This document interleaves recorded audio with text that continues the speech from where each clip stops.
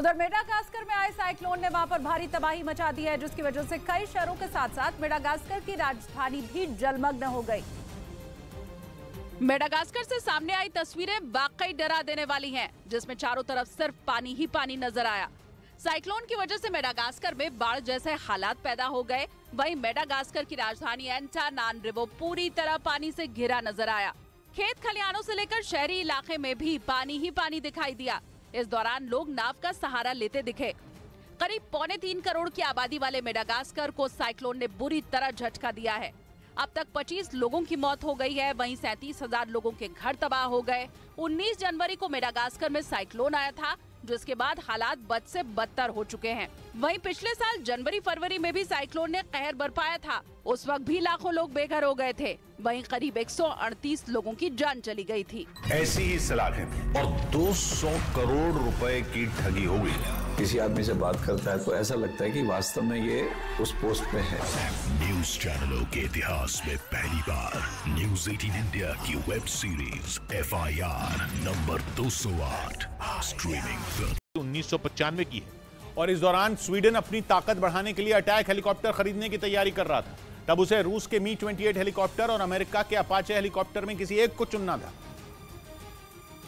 और तब स्वीडन ने रूस के इस अटैक हेलीकॉप्टर को खरीदने में दिलचस्पी दिखाई थी। उस दौरान स्वीडन ने मी-28 हेलीकॉप्टर की ताकत परखने के लिए लेपर्ड टैंक के साथ एक ड्रिल भी की थी, जिसमें रूस का यह हेलीकॉप्टर लेपर्ड टैंक पर भारी पड़ा था।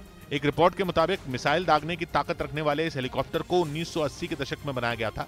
इसकी रफ्तार 300 किलोमीटर प्रति घंटा की है और ये 435 किलोमीटर के दायरे में ऑपरेशन को अंजाम दे सकता है। यही नहीं, इसकी गोलियां बख्तरबंद गाड़ी को भी भेज सकती हैं।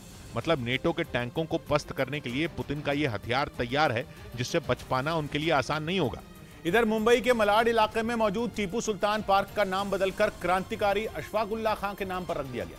इस पार्क का उद्घाटन पिछले साल महाविकास अघाड़ी सरकार में कैबिनेट मंत्री रहे असलम शेख ने किया था और उस वक्त उन्होंने मलाड के इस पार्क का नाम टीपू सुल्तान के नाम पर रखा था। विश्व हिंदू परिषद समेत कई हिंदूवादी संगठनों ने उस वक्त महाराष्ट्र सरकार के इस फैसले का खूब विरोध भी किया था। हालांकि अब महाराष्ट्र के पर्यटन मंत्री मंगल प्रभात लोढ़ा के आदेश पर टीपू सुल्तान पार्क का नाम बदलकर क्रांतिकारी अशफाकुल्लाह खां के नाम पर रख दिया गया।